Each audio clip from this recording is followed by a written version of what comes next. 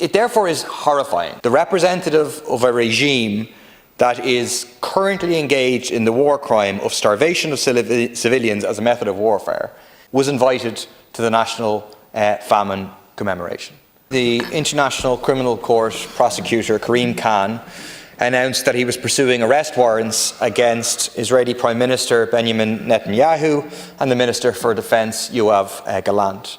There's a range of war crimes, but one of the war crimes that he was seeking the arrest warrant for was for the crime of starvation of civilians as a method of warfare, and that is correct, in my opinion. It therefore is horrifying that the Israeli ambassador, the representative of a regime that is currently engaged in the war crime of starvation of civilians as a method of warfare, that a representative of this regime was invited to the National Famine Commemoration. It was a political decision to invite the representative of this regime because a political decision was made not to invite, for example, the Russian ambassador. I would like for you to explain to us how that is appropriate in any sense, to have,